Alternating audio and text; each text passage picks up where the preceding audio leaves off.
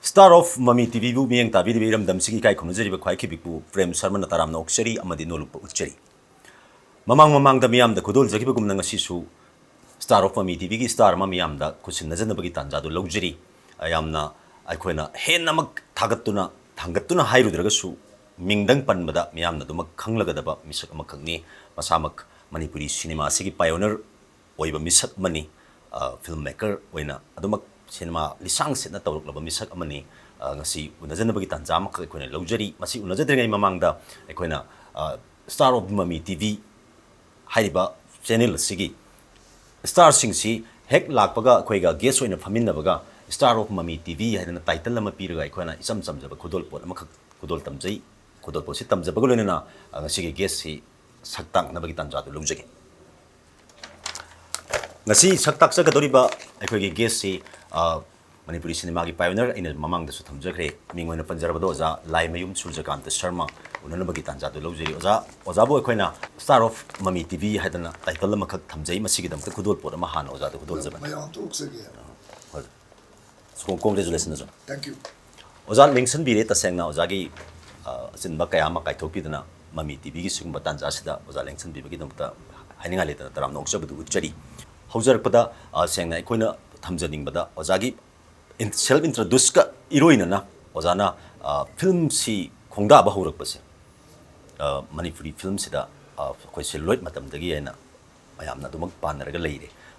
khongda ba horakhiba aduga hujik phawda ozana changsal laiba level se oza si phawgi tentak pa amakha oza intro oina oza isagi intro oina ai sini habi dum tang thambi Mami TV bu yamgiri ba puno pui kai khomna bujari ai si film da karam kanda changa ki ge ai ba kai no sigi matang da di ai thanda chamam na ba malai film number patokpa natraga director oiba cameraman oiba producer ma oiba sina aina wakal tara matam da oibani ada film da pambadi ai 1965 sida ai gi pabungna ai gi sana por amaka Mumbai digi lebire view master aina 3D ne aduga school chapa adigi school ki function karida still photo number adigi movie camera da 8mm Ben and Hoylena camera maleme 8mm gi sina nam sana ba Saraswati puja any kumai school ki karigi function Durga puja suma nam basdigi ai ngawre 16mm camera paire manna 16mm ki trial si ai 1976 ta khoigi amna maming lairaba sumang lagi phampakta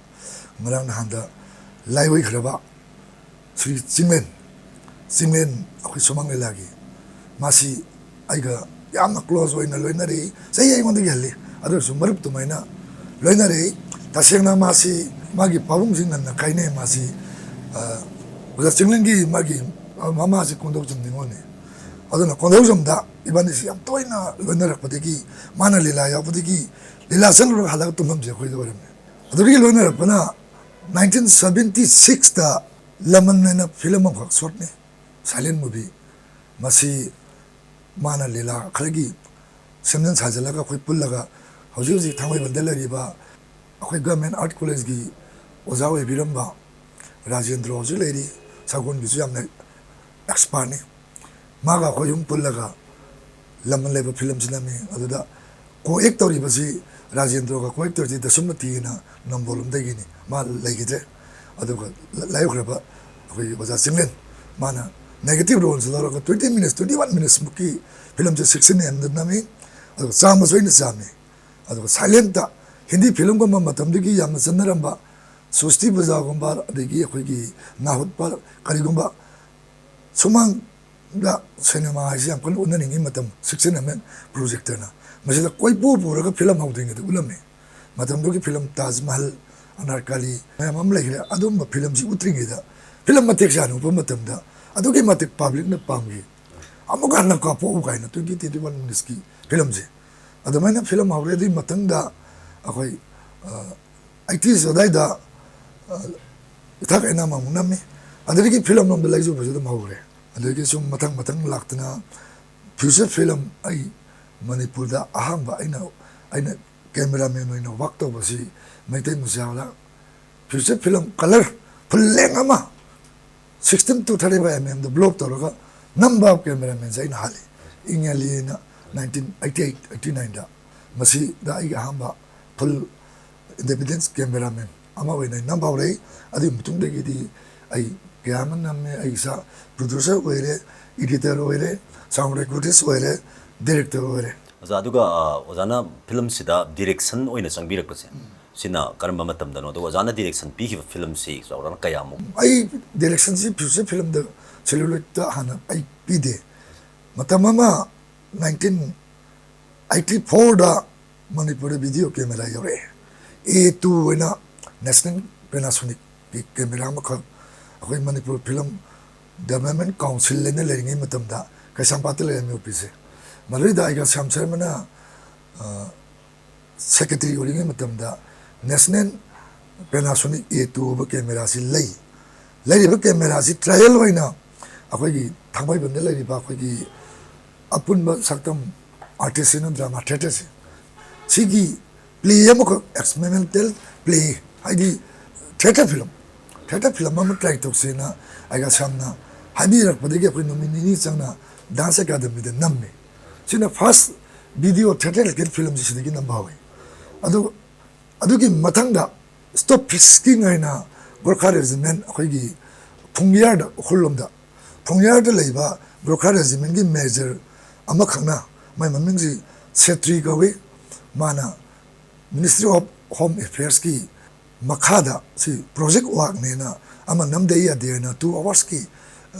video film basis ta ama khangna mi madudi ki director ku tha bawe amani adugi matung de gi di mayamama video film ina lermi lerisi de mayamam namre si naksum ulta pulta 31 December kaina mayamam nammi adugi matungda madugi langdai duga digital cinema ina lakre dana adu kana baka sulite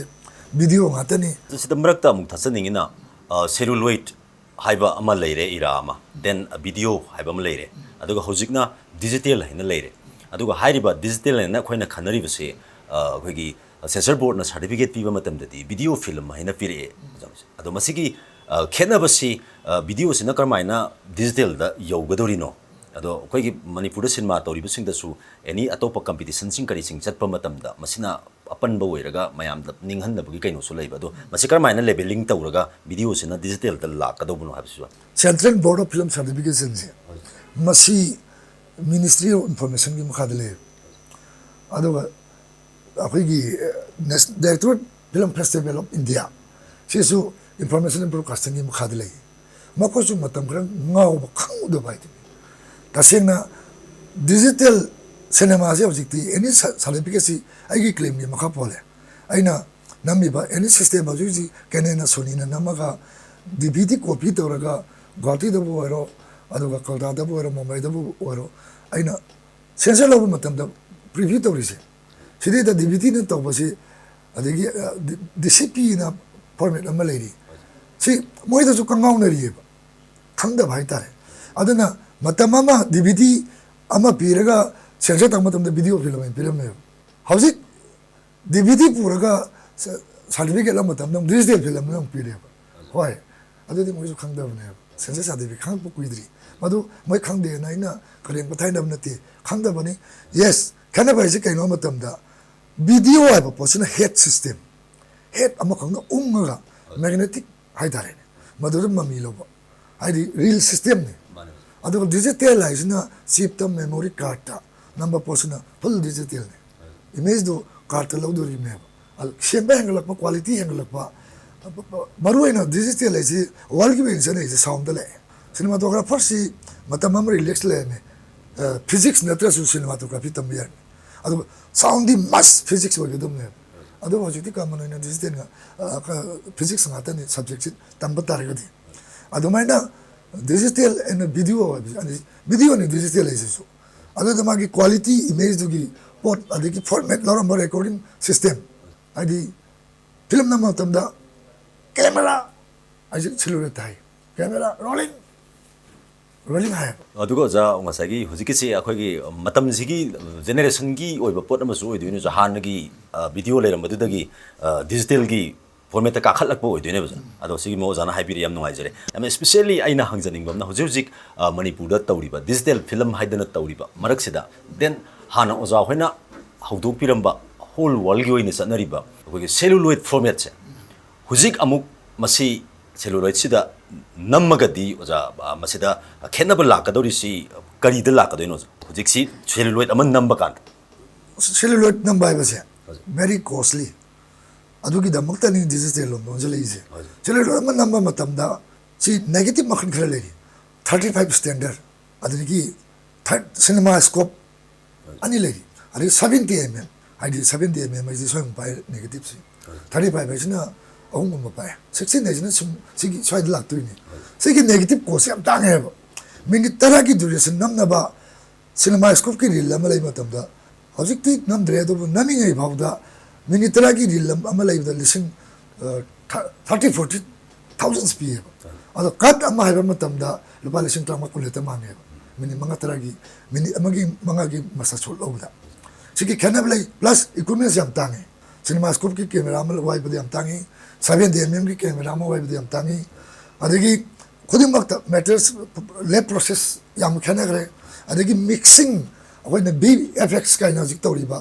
effects ꯃꯌꯥꯝꯁꯦ ꯁꯦꯂꯨꯂꯣꯏꯗꯇꯗꯤ ꯑꯗꯨꯛꯀꯤ ꯃꯇꯤꯛ ꯇꯥꯡꯈ꯭ꯔꯦ ꯍꯧꯖꯤꯛꯇꯤ computer ꯑꯃꯗ software ꯑꯃ ꯄꯥꯜꯂꯒ ꯇꯣꯛ ꯍꯦꯛꯇ ꯉꯥꯏꯍꯥꯛꯇꯪꯗ ꯗꯤꯖꯣꯜꯕ ꯇꯧꯕ ꯌꯥꯏ ꯀꯣꯃꯥ ꯇꯧꯕ ꯌꯥꯏ ꯑꯗꯨꯒ ꯁꯦꯂꯨꯂꯣꯏꯗꯇꯗꯤ ꯃꯤꯅꯤꯠ 5 ꯁꯥꯡꯕ ꯗ꯭ꯌꯨꯔꯦꯁꯟꯒꯤ ꯀꯣꯃꯥ ꯁꯣꯠ ꯑꯃ ꯌꯥꯎ ꯇꯥꯔꯒꯗꯤ ꯑꯣꯟꯂꯤ 5 minutes ꯑꯗꯨ ꯈꯛꯀꯤ ꯁ꯭ꯄꯦꯟꯗꯤꯆꯔꯁꯦ ꯁꯝ ꯂꯥꯛ ꯈꯔ ꯆꯪꯉꯦꯕ ꯀꯣꯃꯥ ꯑꯃꯈꯛ ꯅꯝꯃꯦ ꯕ꯭ꯂꯨ ꯁ꯭ꯀꯤꯟ ꯅꯠꯇ꯭ꯔꯒ ꯒ꯭ꯔꯤꯟ ꯁ꯭ꯀꯤꯟ ꯈꯜꯂꯒ ꯑꯩꯁꯨ ꯅꯝꯃꯦ ꯁꯦꯂꯨꯂꯣꯏꯗꯇ ꯀꯣꯃꯥ ꯇꯧꯗꯣꯏꯅꯤ ꯇꯨꯡꯁꯦ ꯍꯤꯃꯥꯂय ꯍꯥꯞꯇꯣꯏꯅꯦꯕ ꯍꯤꯃꯥꯂय ꯍꯥꯞꯆꯤꯟꯕ ꯈꯛꯇꯗ ꯃꯗꯨ ꯂꯨꯄꯥ 1,00,000 ꯆꯪꯉꯦꯕ ꯑꯗꯨꯗꯤ ꯚꯦꯔꯤ ꯗꯤꯐꯔꯦꯟꯁ ꯄ꯭ꯔꯗꯛꯁꯟ ꯀꯣꯁꯇꯣ ꯑꯗꯨꯅ ꯁꯝꯖꯤꯜꯂꯛꯑꯦ ꯃꯇꯝ ꯑꯃꯗ ꯁꯨꯄꯔꯃꯦꯟꯁꯦ ꯁꯦꯂꯨꯂꯣꯏꯗꯅ ꯁꯤꯅꯦꯃꯥ ꯁ꯭ꯀꯣꯞꯇ ꯅꯝꯃꯝꯃꯤꯅꯤꯗꯅ ꯁꯨꯄꯔꯃꯦꯟꯁꯦ ꯁꯤꯗ ꯄꯥꯏꯔꯤꯗꯣ ꯀꯣꯃꯥꯅꯤ ꯃꯇꯝꯗꯨꯗ ꯂꯩꯍꯧꯔꯦ ꯀꯣꯃꯥꯁꯦ ꯃꯗꯨ ꯗꯤꯞ ꯅꯦꯒꯦꯇꯤꯞ ꯑꯃꯨꯛ ꯁꯥꯕ ꯃꯇꯝꯗ ꯄ꯭ꯔꯣꯗ꯭ꯌꯨꯁꯔꯁꯤꯅ ꯍꯩꯇꯔꯤ ꯄꯩꯁꯥꯁꯤ ꯁꯨꯄꯔꯃꯦꯟ ꯍꯥꯏꯇꯥꯔꯒꯗꯤ ꯏꯁꯄꯦꯁꯦꯜ ꯑꯦꯐꯦꯛꯁ ꯃꯦꯛꯁꯤꯃꯝ ꯐꯤꯂꯝꯗꯨꯗ ꯌꯥꯎꯔꯦ ꯑꯗꯨꯅ ꯄꯩꯁꯥꯁꯤ ꯌꯥꯝ ꯆꯪꯉꯝꯃꯤ ꯗꯤꯖꯤꯇꯦꯜ ꯂꯥꯛꯄꯗꯒꯤꯗꯤ ꯍꯧꯖꯤꯛ ꯌꯥꯝꯅ ꯁꯦꯞ ꯇꯧꯔꯦ ꯏꯟ ꯍꯥꯎꯁ ꯄ꯭ꯔꯗꯛꯁꯟ ꯇꯧꯕ ꯌꯥꯔꯦ ꯍꯧꯖꯤꯛ ꯋꯥꯔꯜ ꯋꯥꯏꯗ ꯑꯗꯣ ꯃꯦꯀꯔ ꯃꯁꯤꯡ ꯌꯥꯝꯈꯠꯂꯦ ꯀꯔꯤꯒꯤꯅꯣ ꯍꯥꯏꯗꯤ ꯌꯥꯝꯅ ꯂꯣ ꯀꯣꯁꯇ ꯐꯤꯂꯝ ꯅꯝꯃꯛꯄ ꯌꯥꯔꯦ ꯄꯩꯁꯥ ꯆꯪꯉꯤꯕꯕꯨ ꯃꯔꯨꯑꯣꯏꯕ ꯑꯥꯔꯇꯤꯁꯁꯤꯡꯗꯣ ꯕꯣꯂꯤꯋꯨꯗ ꯍꯥꯏꯔꯣ ꯍꯣꯂꯤꯋꯨꯗ ꯍꯥꯏꯔோ ꯃꯥꯒꯤ ꯑꯦꯛꯇꯔꯗꯨꯒꯤ ꯔꯦꯠ ꯑꯃ ꯂꯩꯗꯅ ꯑꯗꯨꯗ ꯀꯔꯣꯔ 3-5 crore 300 crore 1,000 crore ꯍꯥꯏꯁꯤ ꯄ꯭ꯔꯗꯛꯁꯟ ꯃꯦꯅꯦꯖꯃꯦꯟ ꯀꯩꯅꯣꯗꯅꯦꯕ ꯑꯥꯔꯇꯤꯁ ꯄꯦꯃꯦꯟ ꯑꯗꯒꯤ ꯀꯣꯃꯥꯒꯤ ꯀꯔꯤꯒꯤ ꯁꯤ ꯕꯥꯍꯨꯕꯂꯤ ꯀꯥꯏꯅ ꯑꯃ ꯑꯩꯁꯤ ꯇꯧꯔꯤꯕ ꯏꯐꯦꯛ ꯃꯌꯥꯝ ꯑꯃ ꯁꯦꯝꯃꯤꯕ ꯁꯤꯗꯩꯗ ꯀꯣꯁ ꯆꯪꯉꯛꯄꯅꯤ ꯑꯗꯨ ꯈꯦꯠꯅꯕ ꯍꯥꯏꯕꯨ ꯁꯤꯅꯤ ꯁꯦꯂꯨꯂꯣꯏꯗ ꯑꯦꯟ ꯗꯤꯖꯤꯇꯦꯜ ꯃꯦꯀꯤꯡ ꯌꯦꯡꯕꯤꯔꯤꯕ ꯚ꯭ꯌꯨꯋꯔꯁꯤꯡꯅꯁꯨ ꯌꯥꯝꯅ ꯍꯦꯟꯅ ꯁꯤꯒꯨꯝꯕ ꯁꯤꯅꯦꯃꯥꯒꯤ ꯇ꯭ꯔꯦꯠꯇ ꯄꯥꯝꯖꯅ ꯆꯠꯆꯕꯁꯤꯡꯗꯗꯤ ꯑꯣꯖꯥꯒꯤ ꯉꯁꯤꯒꯤ ꯋꯥꯍꯩꯁꯤꯡꯁꯤꯅ ꯌꯥꯝꯅ ꯍꯦꯟꯅ ꯀꯥꯟꯅꯕ ꯑꯃ ꯁꯣꯏꯗꯅ ꯑꯣꯏꯒꯅꯤ ꯍꯥꯏꯕꯒꯤ ꯊꯥꯖꯕ ꯂꯩꯖꯩ ꯑꯗꯨꯒ ꯑꯃꯨꯛ ꯊꯝꯖꯅꯤꯡꯉꯤꯗꯤ ꯑꯣꯖꯥꯅꯁꯨ ꯑꯣꯖꯥꯒꯤ ꯂꯥꯏꯐꯀꯤ ꯐꯤꯂꯝꯁꯤ ꯍꯧꯔꯛꯄꯁꯤ ꯑꯣꯖꯥꯒꯤ ꯀꯦꯃꯦꯔꯥꯗꯒꯤ ꯍꯧꯔꯛꯑꯦꯅ ꯀꯩꯅꯣ ꯇꯧꯕꯤꯔꯦ ꯑꯗꯣ ꯑꯦꯖ ꯑꯦ ꯀꯦꯃꯦꯔꯥꯃꯦꯟ ꯑꯃ ꯑꯣꯏꯅ ꯑꯩꯈꯣꯏ ꯃꯄꯥꯟꯗꯁꯨ ꯑꯩꯈꯣꯏ ꯍꯣꯂꯤꯋꯨꯗ ꯕꯣꯂꯤꯋꯨꯗꯇꯁꯨ ꯁꯤꯅꯦꯃꯥꯁꯦ ꯑꯗꯨꯝ ꯅꯝꯅꯔꯤ ꯑꯗꯨꯒ ꯑꯩꯈꯣꯏ ꯃꯅꯤꯄꯨꯔꯗꯁꯨ ꯍꯧꯖꯤꯛ ꯁꯤꯅꯦꯃꯥꯁꯦ ꯑꯗꯨꯝ ꯐꯖꯅ ꯅꯝꯃꯤ ꯑꯗꯣ ꯃꯁꯤꯗ ꯑꯣꯖꯥ ꯀ꯭ꯋꯥꯂꯤꯇꯤ ꯑꯃꯈꯛ ꯐꯤꯂꯝꯒꯤ ꯄꯤꯛꯆꯔꯁꯤꯗ ꯂꯩꯔꯤꯕ ꯀ꯭ꯋꯥꯂꯤꯇꯤꯁꯤ ꯃꯣꯏꯗ ꯅꯝꯃꯤꯕꯁꯤ ꯑꯩꯈꯣꯏ ꯁꯤꯗ ꯄꯨꯔꯛꯑꯒ ꯅꯝꯃꯒꯗꯤ ꯃꯣꯏꯁꯤꯒ ꯆꯞ ꯃꯥꯟꯅꯗꯧꯔꯤꯕ꯭ꯔꯥ ꯅꯠꯇ꯭ꯔꯒ ꯃꯣꯏꯒꯤ ꯄꯥꯏꯔꯤꯕ ꯀꯦꯃꯦꯔꯥꯁꯦ ꯑꯩꯈꯣꯏꯅ ꯌꯨꯁ ꯇꯧꯕ ꯍꯩꯇꯕꯒꯤ ꯑꯣꯏꯗꯣꯏꯔꯥ ꯅꯠꯇ꯭ꯔꯒ ꯍꯣꯂꯤꯋꯨꯗ ꯕꯣꯂꯤꯋꯨꯗꯀꯤ ꯂꯥꯛꯄ ꯂꯦꯚꯦꯜ ꯑꯃꯗ ꯂꯩꯔꯤꯕ ꯀꯩꯅꯣꯁꯤꯗ ꯑꯣꯖꯥ ꯀꯦꯃꯦꯔꯥꯒꯤ ꯀꯩꯅꯣꯝ ꯈꯦꯠꯅꯕ ꯑꯃꯈꯛ ꯍꯥꯏꯗꯤ ꯌꯨꯇ꯭ꯌꯨꯕꯇ ꯑꯩꯈꯣꯏꯅ ꯃꯄꯥꯟꯒꯤ ꯑꯃꯈꯛ ꯌꯦꯡꯕ ꯀꯥꯟꯗ ꯃꯗꯨ ꯇꯤꯚꯤꯗ ꯇ꯭ꯔꯥꯟꯁꯐꯔ ꯇꯧꯔꯒ ꯌꯦꯡꯕ ꯀꯥꯟꯗ ꯄꯤꯛꯆꯔꯁꯤ ꯁꯨꯡꯃꯥꯡ ꯃꯥꯡꯗꯦꯕ ꯑꯩꯈꯣꯏꯒꯤꯅ ꯉꯔꯥꯡ ꯅꯍꯥꯟ ꯔꯤꯂꯤꯁ ꯇꯧꯔꯒ ꯊꯣꯛꯂꯛꯈꯤꯕ ꯀꯦꯁꯦꯠꯁꯤ ꯗꯤꯛꯁꯇ ꯍꯦꯛꯇ ꯍꯥꯞꯄꯗ ꯄꯤꯛꯁꯦꯜꯁꯤ ꯀꯩꯅꯣꯝ ꯇꯧꯔꯒ ꯂꯣꯏꯔꯝꯗꯥꯏꯗ ꯍꯦꯛꯇ ꯇꯤꯛꯇꯥ ꯄꯪꯆꯞꯇ ꯆꯞꯄ ꯃꯁꯤꯒꯤ ꯀꯩꯅꯣꯁꯦ ꯑꯣꯖꯥ ꯗꯤꯕꯂꯞꯁꯤ ꯀꯃꯥꯏꯅ ꯇꯧꯅꯤ ꯅꯠꯇ꯭ꯔꯒ ꯃꯁꯤꯒꯤ ꯈꯦꯠꯅꯕꯁꯤ ꯀꯔꯤꯅꯣ ꯍꯥꯏꯕꯤꯌꯨ ꯃꯁꯤ ꯀꯦꯃꯦꯔꯥꯗꯁꯨ ꯌꯥꯝꯅ ꯗꯤꯄꯦꯟ ꯇꯧꯔꯣꯏꯁꯤ ꯍꯥꯏꯗꯤ ꯑꯩꯈꯣꯏ ꯈꯛꯇ ꯅꯠꯇꯕ ꯏꯟꯗꯤꯌꯥ ꯃꯅꯨꯡꯗ ꯔꯤꯖꯅꯦꯜ ꯐꯤꯂꯝꯁꯤꯡꯁꯦ ꯑꯩꯈꯣꯏ ꯁ꯭ꯋꯥꯏꯗ ꯅꯝꯃꯤꯕ ꯀꯦꯃꯦꯔꯥꯁꯦ ꯁꯤ ꯕ꯭ꯂꯦꯛ ꯃꯦꯖꯤꯛ ꯑꯣꯏꯔꯣ ꯑꯃꯗꯒꯤ ꯃꯥꯔꯛ 4-5 ꯂꯩꯔꯤꯕꯁꯤꯡꯁꯦ DSLR ꯒ꯭ꯔꯨꯞꯁꯤꯅꯁꯨ ꯑꯗꯨꯝ ꯅꯝꯃꯤꯑꯕ ꯑꯗꯣ ꯕꯣꯂꯤꯋꯨꯗꯀꯤꯁꯤꯅ ꯃꯣꯏꯅ ꯍꯥꯏ ꯕꯤꯛ ꯕꯥꯖꯦꯠ ꯃꯣꯏꯗꯤ ꯃꯥꯔꯀꯦꯠꯁꯦ ꯑꯗꯨꯃꯛꯇ ꯋꯥꯔꯜ ꯋꯥꯏꯗꯅꯤ ꯑꯗꯨꯅ ꯑꯩꯈꯣꯏꯅ ꯇꯝꯗꯣꯔꯤꯁꯦ ꯀꯦꯃꯦꯔꯥꯗꯨ ꯅꯠꯇꯕ ꯂꯩꯖꯔꯤꯕ ꯀꯦꯃꯦꯔꯥꯁꯤꯅ ꯑꯩꯈꯣꯏ ꯅꯝꯁꯤ ꯁꯤꯅ ꯁ꯭ꯇꯦꯟꯗꯔꯠ ꯑꯣꯏꯅꯕ ꯇꯧꯕꯇꯕꯨ ꯀꯝꯄ꯭ꯔꯣꯃꯥꯏꯁ ꯇꯧꯔꯣꯏꯁꯦ ꯑꯩꯅ ꯌꯥꯝ ꯋꯥꯅ 4Kꯗ ꯅꯝꯃꯒ ꯀꯝꯄ꯭ꯔꯦꯁ ꯇꯧꯔꯒ ꯇꯧꯕ ꯃꯇꯝ DVD ꯀꯣꯄꯤ ꯇꯥꯕꯗꯨꯗꯤ ꯋꯥꯔꯜ ꯃꯥꯔꯀꯦꯠ ꯌꯥꯔꯣꯏꯕ SATꯗꯣ ꯑꯗꯨꯒꯤ ꯔꯤꯖꯜ ꯄꯨꯊꯣꯛꯁꯦꯕ ꯑꯩꯈꯣꯏ ꯍꯧꯖꯤꯛ ꯌꯥꯝ ꯋꯥꯅ ꯂꯥꯏꯇꯤꯡ ꯇꯧꯗꯅ ꯀꯦꯃꯦꯔꯥꯁꯤꯗ 4Kꯗ ꯔꯤꯖꯣꯂꯨꯁꯟꯁꯤ ꯋꯥꯡꯅ ꯅꯝꯃꯅꯤ ꯏꯗꯤꯇꯤꯡ ꯇꯧꯕ ꯃꯇꯝꯗꯗꯤ ꯑꯩꯒꯤ ꯀꯦꯞꯆꯔ ꯀꯥꯔꯠꯇꯗꯤ 4K ꯌꯥꯗꯦ aduna compress tawrasi na ondo konda ka tawra film nam ta ka di manana wal cinema manum da changba yaroi objecti digital cinema chalak badiki akoi lai bag yam phara bane akoi na matam ma da imphal mayun da gi na kaksing bawba ri somlom da changmai bo market uram do aduna te hoji market si adu ki matik chawre quality bu laina film ji putho ba posina bo new prithvi na udri ba story line making style am ore ba adu ta di mabu ye bina ba audience adu ki matik lai re ta bo to theater nga ta khalar hoji objecti ajdi netflix kind of lai wari bo adu makhan makhan company mayam thole makoina karamba anova reason film da wal cinema ji matamam da hollywood and india ge ga bollywood and ai bja hauji madun natte hauji ti phajaba film da wal cinema ni subtitle am to bi ga na da translation subtitle na da ba dubbing da thoga utpa yara matam ne sidi da khoi attempt da gudam si good story ado my own tabu nu gi pot story aina mi ma to tam ba na ta ba aina punjabi ma to to nam da ga di aina nambiru do se yare punjabi le je ba punjabi ne mai nam je ni South ki matab tam nam na ta ba South nam je ni ba aina ai gi ram dam se sigi film chap chabi example lam tam imagine in them is technical yam no week way film ni 24 frame per second chen de film do kitam quick motion way bane mi ge chapa matam mana power se kari gino story amazon presentation do prithvi na udri ba pot khar uri ba step mother mana pok da ba maza do adu ke mating ning ba yoksi ba masi yen na da European countries in the young kind of Hima. Akwai na ngai khalu do pot. Akwai ek isa aina poksa ba isa se kitang maron tholopa separate room da thamme. Sidi ya dena prithvi ki chang kanglon da Manipur film si da khoi da lesson ma piri. Aidan film do saga ka koi phau nas international film system mit. Yam na so yagi mayo what pura i. Sini story ma section batare presentation costume adigi akwai ki channa kanglon khara ka yam lai na khoi. Adi sop thaina matamam da kamai jai adu to se be example si objecti si ten house ta gi pokham laru ro glass laru ro aina tawra chari madu na ti uturi de khoina si da community da base tawra si sak thong ba pujari na sak thong bi ni mana ton pullani la thara se la thaba dona da pakora hapa si paku da pon adi example ni wadu ngata tawsi phajom se se nate yamna lari de na khoi makan kaya gi sil me yam le si na fit tawra tawra ga khoi lom yam phaji hauji kan gi man to khol basin na ta edo ten house ta gi ware ga decoration na ta ba sil do adegi pung solom da kari da adegi arang bam gi mathau ga si khara khara tas tawra tawra se pa sini prithvi ne ning duri se madu gi film do lupa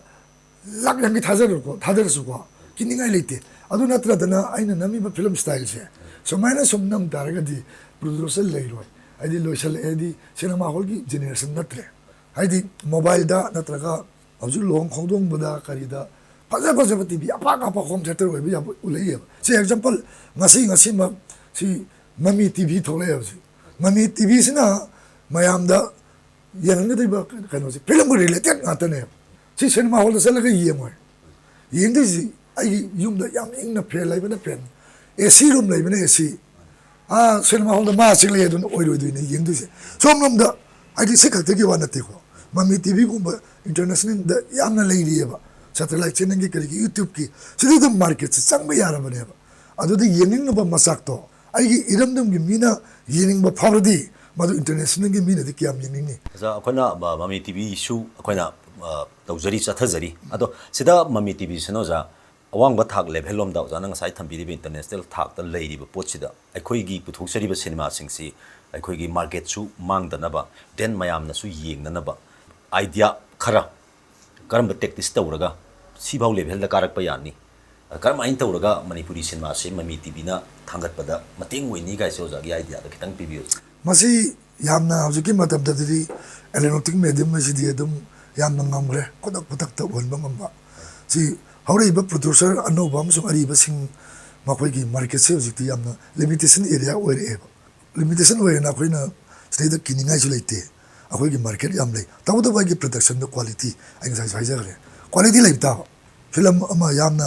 maming le ra yamna post production dagi kai dagi ऐसी film ji di yeng dabi ade kai na boss mi lising manga tar sali ba ji pok khai da yeng ba nung thom jona cinema kai ri ne ado hojik ti sumba mami tv gumba thola bani na association with mami tv release both and the live kai ba si mami tv na dum to bi ya re one time oh pet system da du gi system mama di upgrade me mama to bi rakini hojik za ISTV Impact TV Tom TV leiri sigi ku thang da lauraga pungpham am khakta da adum tawda ngasai budget si kitang du ri cover to adu mayam na pam me dana repeat telecast to bi repeat pabo success soi no ni tawraga di sange ngam khakti sangi channel na me yem film related ne bi ning du ri adi wai sports ki channel lai jari mayam am lai paw ki channel adu film channel lai su world ki da world da khwai ki entertainment oi basi ne film related oi ba mane channel se sum mathang mathang yeng bado za sports pam ja bai sna tongan bam lei kare film isai lai film am lai ha di mayam se da focus sekta tong nei adu hojik laksning point di adu ki su time khai da film ki time khai ni music album ki time film song ki time khai ni adu film manung ji da mina kham da mayam am lei akoi ki behind the scene maker sing na magi padam karino magi honor ji ki mahi karino और artist की फिर मागी contribution करी no मैं हम रही ओली गोकुना बलाना ना तो एक्स वाई जेड मना फिल्म कुमुरगा जताल में खतन न तब मागी कंट्रीब्यूशन में हम लोई लाइक ने आता दी गोकुल सु एमपीएस आईपीएस था भी आइना अनो पंगा हम तंती बला यामना मेरिट लेबाना नि क्वालिफाई नि अदो कोई फिल्म में ना सुम एक टॉप को डायलॉग एक टॉप को सही साव गाइबा अदो को तो सुजाते चैनल जदी दा कोई मस्ट ट्राई कई तो गुदे गाय मतम दा आर्ट ले जरी फिल्म साइट ले बा कोइना मियाम की खुदोल जी करिनो तौरसी मियाम ना खंगदा बसु ले रि इंटरेक्ट मतम दसु तौनी अखोइना जु पब्लिक दा खंगा दम ले नॉट अखोइ फिल्म दा हीरो कुम खत नते आई बेट साब खत नते आई डायरेक्टर दा ngau नते आई की कंट्रीब्यूशन से कइनो आइना फिल्म मा दा आइना प्रोजेक्ट तौरी से आइना नोइदा केला माइनिंग गमेन दाइनिंग आई मतलब दा एग्जांपल आई मेरी दा आई गमेन से अब सही नहीं है भैया सही रोटी नुगाला फानी है आई बादरी नहीं अरे दी करम फिल्म पु थो गमेन सही भी है अदुगा खंगदरी से कमाइना मोय दा ताकपी भी आगे से कल्ला कांदा आई मेरी ना में रिवोल्यूशन में पुथु एना अदाइना लाइमेम सुजगांदना रिवोल्यूशन में लिंगे ना तसेंगा तो दा नोंगैना काप केबना ता फारने फिल्म में तो रबने आई कापते आई फादे उनिंग मदि हाइनिंग बाहरे कमांडो तो मथ मखा वांथोगा मया द ग्रेन नम जलगा टाइमर अप पंग बखारगा हत्वे ग में नै फादे लालोबम सेमेना असुम बगी मरु ओइना मदु फिल्म ने आर्ट ने मदु आइना उलिदु फिल्म नि नुगाइ बना ते मियम द गवर्नमेंट द सी तबिउ हजि हजि लरि बिसना अपसिंग पुलिस अमसुम पब्लिक के नक नुक्सिना द्रिसे नुक्सिना बि उमता एसपीसी am pai SP ga public am relation pai मधु फिल्म की नुआई बनते हैं मैसेज नहीं अवेयरनेस नहीं मधु याम तुम तब में मतम दगी ओजान पाम से लगे थे चीफ मिनिस्टर माना रिलीज तो हुई अभी तौदिंगे थे फादे कोई तंता नहीं तौर का दमा कही है अकोई आएगा सुजुकांत नमी फिल्म जी आई ना म्याम के दम तक कथक सभा आई की असेंग बसी उबीर का माना आई की वारी नंबर ओरम में ना अभी की सार लोग खोल लगे थे हम बाखले माना आएगा नंगी सी फिल्म जो बोला कहता है वो याम लानो होने तो लाइन अस आइगा ना तो वीर में सिद्धि आइगी वारी नंबी वो रबे हाय ना कहीं नो मधु की पंगन पंगे तो फिल्म तो नहीं है अदो ना कोई हजी रोमांस रोम दंगा उड़ो सी तौदी यादे एंटरटेनमेंट पब्लिक की हवरे बजुत सिंह जी की ओई ना सी एग्जांपल टाइटैनिक फिल्म में फुल रोमांस नहीं हजी वो फाउरी टाइटैनिक की टाइटल सॉन्ग दो सकपा मतलब द पृथ्वी पुम्बना एप्रिशिएट तौरी बने तो वो कहीं तो नती स्टोरी थी टाइटैनिक को बस जहाज में खक लुक की बखक की वाली मधुगी मनुंग दो रोमांस नहीं कब इना खुनबा फैमिली हाय मगा अदगी यामना लोअर क्लास की फैमिली मगा अनी दुगी रोमांस में फुम बने अदु के दबरे ऑस्कर 11 ऑस्कर पाने हाय अदु गुड फिल्म नहीं है दिला कमर्शियल फिल्म नहीं है दिला गुड फिल्म है सिदे दुनी ओजा फिल्म एक्टिविस्ट मोइना फिल्म पायनर मोइना कैमरा मैन मोइना डायरेक्टर मोइना संसन बिरिबा पोचिदा मखाताना ओजासी लेवल से कदाई फाव यौना दुमक जंक्शन बिगी तौरी देन जंक्शन बसिदा कना कनाबु करम करम बमि सक्सिंगबु मसुमाइना तौसी लाउनेना ओजा इथंद खक्त चथिबदि यादबनिना ꯅꯍꯥꯁꯥ ꯂꯥꯛꯑꯣ ꯊꯣꯛꯂꯛꯑꯣ ꯁꯤ ꯇꯧꯁꯤ ꯍꯥꯏꯅ ꯑꯣꯖꯥꯅ ꯍꯧꯕꯤꯅꯤꯡꯕ ꯂꯩꯕ ꯑꯗꯨꯒꯨꯝꯕ ꯀꯩꯅꯣꯁꯤꯡ ꯂꯩꯔꯒꯗꯤ ꯑꯣꯖꯥ ꯑꯗꯨꯝꯕꯁꯨ ꯍꯥꯏꯐꯦꯠ ꯊꯝꯕꯤꯌꯨ ꯑꯣꯖꯥ. ꯇꯁꯦꯡꯅ ꯐꯤꯂꯝ ꯍꯥꯏꯕꯁꯤꯗ ꯑꯩꯈꯣꯏꯅ ꯆꯪꯖꯔꯛꯏꯁꯤ ꯃꯇꯝ ꯃꯇꯝꯒꯤ ꯑꯑꯣꯟꯕ ꯕꯤꯖꯤꯅꯦꯁ ꯊꯤꯕꯒꯤ ꯆꯪꯉꯛꯄ ꯅꯠꯇꯦ ꯀꯠꯊꯣꯛꯑꯕꯅꯤ ꯐꯤꯂꯝꯗ ꯑꯩꯈꯣꯏꯅ ꯍꯧꯔꯛꯄ ꯃꯇꯝꯗ ꯑꯩ ꯒꯚꯔꯟꯃꯦꯟꯠ ꯁꯥꯔꯚꯤꯁ ꯇꯧꯖꯔꯝꯃꯤ 1980 85 86 ꯐꯥꯎꯕ ꯑꯩ ꯒꯚꯔꯟꯃꯦꯟꯠ ꯁꯥꯔꯚꯤꯁ ꯇꯧꯖꯔꯝꯃꯤ ꯃꯗꯨ ꯑꯩ ꯐ꯭रीडम ꯑꯩ ꯏꯟꯗꯤꯄꯦꯟꯗꯦꯟ ꯐꯤꯂꯝ ꯃꯦꯀꯔ ꯍꯥꯏꯗꯣ ꯑꯣꯏꯕ ꯌꯥꯗꯦ ꯑꯩ ꯈꯪꯉꯦꯕ ꯄꯨꯟꯕ ꯑꯃ ꯌꯥꯎꯕ ꯃꯁꯤꯅꯗꯤ ꯌꯥꯔꯣꯏꯅ ꯑꯩꯅ ꯔꯤꯖꯥꯏꯟ ꯇꯧꯖꯔꯒ ꯊꯕꯛꯁꯦ ꯇꯣꯛꯆꯕꯅꯤ ꯒꯚꯔꯟꯃꯦꯟꯠꯅ ꯑꯩꯉꯣꯟꯗ ꯌꯥꯝ ꯀꯨꯏꯅ 1990 ꯐꯥꯎ ꯇꯥꯟꯅꯔꯝꯃꯤꯅ ꯇꯣꯛꯄ ꯌꯥꯔꯣꯏ ꯃꯗꯨꯝ ꯑꯩ ꯁꯤꯅꯦꯃꯥꯗꯣ ꯀꯦꯃꯦꯔꯥꯃꯦꯟ ꯑꯣꯏꯅ ꯂꯩꯖꯔꯝꯕꯅꯤ ꯀꯔꯤ ꯗꯤꯄꯥꯔꯠꯃꯦꯟ ꯑꯣꯖꯥ ꯃꯦꯗꯤꯀꯦꯜꯗ ꯑꯩꯅ ꯃꯔꯨꯑꯣꯏꯅ ꯑꯩꯒꯤ ꯁꯦꯛꯁꯟꯁꯤ ꯋꯥꯔꯜ ꯍꯦꯜꯊ ꯑꯣꯔꯒꯅꯥꯏꯖꯦꯁꯟꯒꯤ ꯁꯦꯟꯊꯪ ꯃꯈꯥꯗ ꯑꯗꯨꯒꯤ ꯗꯤꯄꯥꯔꯠꯃꯦꯟ ꯑꯩ ꯄꯨꯔꯝꯕꯅꯦꯕ ꯑꯗꯨ ꯑꯩ ꯔꯤꯖꯥꯏꯟ ꯇꯧꯖꯔꯒ ꯐꯤꯂꯝꯗ ꯏꯟꯗꯤꯄꯦꯟꯗꯦꯟꯂꯤ ꯑꯩ ꯉꯁꯤꯐꯥꯎꯗ ꯀꯨꯁꯤꯗ ꯂꯩꯖꯔꯤꯁꯦ ꯐ꯭रीडꯝꯗ ꯑꯗꯨ ꯑꯩꯅ ꯍꯦꯛ ꯍꯧꯒꯠꯇꯅ ꯃꯤꯔꯛ ꯇꯤꯟꯕ ꯉꯝꯗꯅ ꯑꯩꯅ ꯑꯣꯔꯒꯅꯥꯏꯖ ꯇꯧꯕ ꯉꯝꯃꯤꯕ ꯐꯥꯎꯗ ꯑꯩ ꯐꯤꯂꯝ ꯇꯧꯒꯅꯤ ꯅꯠꯇꯅꯗꯤ ꯑꯩ ꯐꯤꯂꯝꯗꯒꯤ ꯑꯩ ꯔꯤꯇꯤꯌꯔ ꯇꯧꯔꯦ ꯑꯗꯨꯗꯤ ꯑꯩ ꯃꯗꯨꯃꯛꯇꯤ ꯇꯧꯔꯣꯏ. ꯄꯥꯝꯖꯅ ꯑꯗꯨꯗꯒꯤ ꯍꯧꯔꯛꯄꯅꯤꯅ ꯑꯗꯨꯗ ꯑꯗꯨꯝ ꯂꯣꯏꯖꯒꯦ ꯍꯥꯏꯕ ꯋꯥꯈꯜꯂꯣꯟꯅꯤ ꯑꯗꯣ ꯉꯁꯥꯏꯒꯤ ꯃꯈꯥ ꯇꯥꯅ ꯑꯣꯖꯥ ꯆꯪꯁꯤꯟꯕꯁꯤꯗ ꯑꯣꯖꯥꯅ ꯁꯤꯒꯨꯝꯕ ꯃꯌꯥꯝꯁꯤ ꯍꯦꯟꯅ ꯑꯣꯖꯥꯗ ꯑꯦꯛꯁꯄꯤꯔꯤꯌꯦꯟꯁꯁꯤ ꯂꯩꯔꯒ ꯂꯥꯛꯄꯤꯕꯅꯤꯅ ꯅꯧꯅ ꯍꯧꯔꯛꯏꯕ ꯖꯦꯅꯦꯔꯦꯁꯟꯁꯤꯡꯁꯤda ꯁꯤꯒꯨꯝꯕ ꯇꯧꯕ ꯌꯥꯏ ꯗꯦꯟ ꯁꯦꯡꯅ ꯍꯥꯏꯖꯔꯀꯥꯟꯗ ꯒꯣꯔꯃꯦꯟꯠꯗꯒꯤ ꯒ꯭ꯔꯥꯟ ꯂꯧꯔꯒ ꯁ꯭ꯇꯦꯠꯇꯒꯤꯅꯤ ꯈꯪꯗꯦ ꯁꯦꯟꯇ꯭ꯔꯦꯜꯗꯒꯤꯅꯤ ꯈꯪꯗꯦ ꯀꯅꯥꯒꯨꯝꯕ ꯅꯍꯥ ꯑꯣꯏꯕ ꯏꯅꯔꯖꯦꯇꯤꯛ ꯑꯣꯏꯕ ꯑꯃꯅ ꯐꯤꯂꯝꯁꯤ ꯇꯧꯅꯤꯡꯉꯦ ꯑꯣꯖꯥ ꯗꯦꯟ ꯑꯗꯨ ꯑꯣꯏꯇꯥꯔꯒꯗꯤ ꯑꯣꯖꯥ ꯍꯣꯏꯅ ꯁꯤꯒꯤ ꯂꯦꯚꯦꯜꯁꯤꯗ ꯈꯪꯉꯒ ꯂꯥꯛꯄꯅꯤꯅ ꯃꯤꯅꯤꯁꯇ꯭ꯔꯤ ꯑꯣꯐ ꯕ꯭ꯔꯣꯗꯀꯥꯁꯇꯤꯡꯗꯒꯤꯕꯨ ꯂꯧꯗꯣꯔꯤꯔꯥ ꯏꯟꯗꯁꯇ꯭ꯔꯤꯗꯒꯤ ꯂꯧꯗꯣꯔꯤꯔꯥ ꯑꯥꯔꯠ ꯑꯦꯟ ꯀꯜꯆꯔꯗꯒꯤ ꯂꯧꯒꯗꯧꯕ꯭ꯔꯥ ꯁꯤꯒꯨꯝꯕꯁꯤ ꯂꯩꯕ꯭ꯔꯥ ꯍꯥꯏꯅꯗꯤ ꯈꯟꯖꯩ ꯑꯣꯖꯥꯗꯣ ꯈꯪꯗꯕꯅꯤ나 ꯑꯣꯖꯥ ꯀꯔꯤꯒꯨꯝꯕꯗ ꯁ꯭ꯇꯣꯔꯤ ꯌꯥꯝ ꯐꯕ ꯑꯃ ꯂꯩꯔꯕ ꯁ꯭ꯇꯣꯔꯤꯁꯦ ꯃꯗꯨ ꯁꯨꯡꯁꯣꯏ ꯁꯣꯏꯗꯅ ꯇ꯭ꯔꯥꯏ ꯇꯧꯕꯤꯔꯣ ꯁꯤ ꯑꯩꯈꯣꯏꯒꯤ ꯅꯦꯁꯅꯦꯜ ꯐꯤꯂꯝ ꯗꯦꯕꯂꯞꯃꯦꯟꯠ ꯀꯣꯔꯄꯣꯔꯦꯁꯟ ꯍꯥꯏꯅ ꯑꯃ ꯃꯨꯝꯕꯥꯏꯗ ꯂꯩꯔꯤ ꯃꯨꯝꯕꯥꯏꯗ ꯑꯦꯄ꯭ꯂꯥꯏ ꯇꯧꯕꯤꯌꯣ ꯁ꯭ꯀ꯭ꯔꯤꯞꯇꯣ ꯑꯗꯨꯝ ꯁ꯭ꯀ꯭ꯔꯤꯞ ꯑꯣꯏꯅꯗꯤ ꯄꯤꯊꯣꯛꯄꯤꯔꯨꯅꯨ ꯁꯤꯅꯣꯞꯁꯤꯁ ꯑꯣꯏꯅ ꯏꯔꯒ ꯁꯤꯒꯨꯝꯕ ꯁ꯭ꯇꯣꯔꯤ ꯑꯃ ꯑꯩꯉꯣꯟꯗ ꯂꯩ ꯅꯦꯁꯅꯦꯜ ꯐꯤꯂꯝ ꯗꯦꯕꯂꯞꯃꯦꯟꯠ ꯀꯣꯔꯄꯣꯔꯦꯁꯟꯅ ꯐꯥꯏꯅꯥꯟꯁ ꯇꯧꯕꯤꯌꯨ ꯑꯗꯨꯒꯨꯝꯕ ꯏꯟꯗꯤꯌꯥꯗ ꯈꯔ ꯂꯩ ಅದು ವರ್ಲ್ಡ್ಗೆ ಒಯ್ನಸು ಲೈಕು ಸ್ಟೋರಿದನ್ನು ಲಿಂಗದಿ ಫರದಿ ಮದುಗಿ ಅದು ಸ್ವಾಯ್ದಸು ಸ್ಟೋರಿದು ಫರದಿ ಎಕ್ಸಾಂಪಲ್ ಐಮೊಂದು ಲಾಕ್ಬಿರೋನೆ ಸ್ಟೋರೀಸ್ ಯಾಮ್ ಲಿಂಗೆ ಐನಸು ಸ್ಟೋರಿದು ಯೆಂಬ ಮತಂದ ನ್ಯಾಷನಲ್ ವೈಡ್ ಮಸಿ ಕಂಕರ್ ತಗೊಂಡು ಗಮನಿನ ಖಾಂಗಬ ಅದದಿ ಲೈತಬ ಐಸು ಪೋಲಿ ಒಲಗ ಐ ಪ್ರೊಡ್ಯೂಸರ್ ಇತ್ತು ಒಯ್ಗೆ ಮ್ಯಾಕ್ಸಿಮಮ್ ಪ್ರೊಡ್ಯೂಸರ್ ಲೈ ಮಣಿಪುರದ ಖಿರೇಸಿ ಕರಿಗಿನೋ ಐ ಮತಂದ ಡಿಜಿಟಲ್ ಫಿಲಮ್ ಐನ ಕೊಯ್ನ ಯಾಮ್ನ ಲೈಥೋಂಗ್ನ ꯍꯥꯏꯗꯤ ꯍꯟꯊꯅ ꯍꯥꯏꯕ ꯅꯠꯇꯦ ꯍꯧꯔꯛꯏꯕ ꯏꯆꯥ ꯏꯅꯥꯎ ꯃꯌꯥꯝꯅ ꯌꯥꯝꯅ ꯂꯥꯏꯅ ꯀꯗꯥꯏꯗꯒꯤ ꯂꯥꯛꯀꯦꯗ ꯑꯩꯈꯣꯏꯁꯤ ꯍꯩꯅꯕꯤ ꯑꯃꯈꯛ ꯃꯗꯨ ꯆꯩꯕꯁꯨ ꯅꯠꯇꯦ ꯃꯗꯨ ꯑꯩꯅ ꯅꯨꯡꯅꯕꯁꯨ ꯅꯠꯇꯦ ꯄꯥꯔꯠ 1 2 3 4 ꯍꯥꯏꯕ ꯐꯤꯂꯝꯁꯤ ꯅꯦꯕꯔ ꯅꯝꯃꯣꯏꯗꯣꯏ ꯄꯥꯔꯠ 1 2 3 4 ꯍꯥꯏꯕ ꯄꯣꯠꯁꯦ ꯁꯤ ꯅꯝꯃꯤ ꯍꯣꯂꯤꯋꯨꯗꯇ ꯀꯩꯗ ꯅꯝꯃꯤ ꯌꯥꯝꯅ ꯇꯥꯡꯅ ꯑꯃꯅꯤꯗ ꯅꯝꯕꯔ ꯋꯥꯟꯅꯤ ꯑꯩꯈꯣꯏꯒꯤꯗꯤ ꯐꯤꯂꯝ ꯑꯃꯈꯛ ꯈꯤꯇꯪ ꯌꯦꯡꯉꯗꯤ ꯄꯥꯔꯠ 1 ꯂꯥꯛꯑꯅꯤ 2 ꯂꯥꯛꯑꯅꯤ 3 ꯑꯗꯨꯗꯤ ꯍꯣꯠꯅꯅꯤꯡꯗꯕ ꯄꯣꯠ ꯃꯥꯜꯂꯦ ꯑꯦꯇꯦꯝ ꯌꯥꯎꯗꯕ ꯑꯗꯨꯅ ꯑꯩ ꯃꯥꯔꯀꯦꯠ ꯑꯦꯛꯁꯄꯥꯟ ꯇꯧꯕ ꯌꯥꯔꯣꯏ ꯍꯥꯏꯗꯤ ꯄꯥꯔꯠ 1 ꯍꯥꯟꯅꯒꯤ ꯕꯥꯎꯟꯗꯨꯗ ꯑꯗꯨꯝ ꯂꯩꯒꯅꯦꯕ ꯑꯗꯨꯗ ꯁꯨꯝ ꯇ꯭ꯔꯦꯟꯗꯨ ꯂꯩꯒꯅꯦꯕ ꯑꯗꯨꯅ ꯍꯦꯟꯅꯕ ꯁ꯭ꯇꯣꯔꯤ ꯊꯤꯁꯤ ꯄ꯭ꯔꯖꯦꯟꯇꯦꯁꯟ ꯃꯦꯀꯤꯡ ꯁ꯭ꯇꯥꯏꯜꯁꯤ ꯌꯥꯝ ꯇꯦꯛꯅꯤꯀꯦꯜ ꯑꯗꯨꯛ ꯌꯥꯝ ꯐꯔꯝ ꯑꯩꯈꯣꯏꯅ ꯅꯝꯃꯛꯄ ꯃꯇꯝꯗ ꯇ꯭ꯔꯣꯂꯤ ꯂꯩꯇꯦ ꯂꯩꯕꯥꯛꯁꯤ ꯋꯥꯏꯁꯤ ꯅꯪ ꯂꯥꯎꯅ ꯇꯩꯔꯦꯗꯅ ꯕꯣꯔꯥ ꯊꯥꯔꯦꯗꯅ ꯕꯣꯔꯥ ꯃꯊꯛꯇ ꯀꯦꯃꯦꯔꯥꯁꯤ ꯄꯥꯏꯔꯦꯅꯦ ꯕꯣꯔꯥꯁꯤ ꯆꯤꯡꯉ ꯇ꯭ꯔꯣꯂꯤ ꯁꯥꯔꯤ ꯑꯃꯅ ꯆꯤꯡꯗꯣꯏꯕ ꯑꯗꯣ ꯁꯦꯛ ꯂꯩ ꯄꯣꯠꯇꯦ 25 kgꯅꯤ ꯊꯥꯡꯒꯠꯂꯤꯁꯦ ꯔꯤꯜꯗꯨꯗ ꯀꯤꯂꯣ 5 ꯂꯨꯝꯃꯦ ꯀꯦꯃꯦꯔꯥꯗꯨꯗ ꯐꯤꯠ ꯇꯧꯔꯛꯄꯗ ꯁꯤ ꯅꯝꯃꯛꯄ ꯃꯇꯝꯗ ꯁꯦꯛ ꯂꯩꯇꯦ ꯐꯤꯂꯝ ꯍꯧꯖꯤꯛ ꯍꯦꯛꯇ ꯌꯦꯡꯕꯤꯌꯨ ꯌꯥꯝ ꯁꯣꯔꯖꯗ ꯅꯝꯃꯛꯄ ꯃꯦꯛꯁꯤꯃꯝꯅꯤ ꯑꯗꯣ ꯁꯦꯛ ꯂꯩꯇꯅꯕ ꯍꯣꯠꯅꯕ ꯌꯥꯎꯏꯗꯅ ꯍꯧꯖꯤꯛ ꯀꯦꯃꯦꯔꯥꯁꯤꯗ ꯄꯤꯔꯤꯕ ꯍꯣꯠꯅꯅꯕꯁꯤꯗꯤ ꯂꯣꯏꯔꯦꯕ ꯁ꯭ꯇ꯭ꯔꯦꯞꯁꯦ ꯄꯥꯜꯂꯒ ꯁꯨꯃꯥꯏꯅ ꯀꯥꯞꯄꯁꯨ ꯋꯥꯗꯤ ꯀꯔꯤꯝꯇ ꯗ꯭ꯔꯣꯟꯅ ꯀꯥꯞꯄ ꯌꯥꯔꯦ ꯍꯧꯖꯤꯛ ꯁꯤꯒꯨꯝꯕ ꯑꯣꯖꯥꯅ ꯁꯥꯡꯂꯕ ꯖꯔꯅꯤ ꯑꯃꯈꯛ ꯑꯣꯖꯥꯅ ꯉꯁꯥꯏ ꯍꯧꯔꯛꯄꯗ ꯄꯟꯕꯤꯈꯤꯕ ꯁꯣꯛꯁꯤꯡ ꯍꯥꯏꯔꯒꯗꯤ ꯑꯩꯈꯣꯏꯅ ꯐꯥꯎ ꯄꯣꯛꯇ꯭ꯔꯤꯉꯩ ꯃꯃꯥꯡꯗꯒꯤ ꯑꯣꯖꯥꯅ ꯌꯥꯝꯅ ꯉꯜꯂꯤꯉꯩ ꯃꯇꯝꯗꯒꯤ ꯆꯪꯁꯤꯜꯂꯛꯄꯁꯤꯗ ꯑꯣꯖꯥꯒꯤ ꯊꯦꯡꯅꯔꯛꯄ ꯑꯦꯛꯁꯄꯤꯔꯤꯌꯦꯟꯁꯇ ꯌꯥꯝꯅ ꯋꯥꯈꯤꯕ ꯑꯣꯖꯥ ꯑꯗꯨꯒ ꯌꯥꯝꯅ ꯅꯨꯡꯉꯥꯏ ꯑꯣꯏꯅꯁꯤꯡ ꯑꯩꯈꯣꯏꯅꯁꯨ ꯍꯌꯦꯡ ꯑꯗꯨꯝ ꯖꯦꯅꯦꯔꯦꯁꯟ ꯋꯥꯏꯁꯗ ꯂꯧꯁꯜꯍꯧꯕ ꯌꯥꯕ ꯁꯨꯃꯥꯏꯅ ꯇꯧꯕꯗꯒꯤ ꯑꯣꯖꯥꯗꯣ ꯋꯥꯈꯤ ꯁꯨꯃꯥꯏꯅ ꯇꯧꯕꯗꯨꯅ ꯅꯨꯡꯉꯥꯏꯈꯤ ꯀꯥꯏꯅ ꯇꯝꯍꯧꯕ ꯌꯥꯕ ꯑꯗꯨꯒꯨꯝꯕ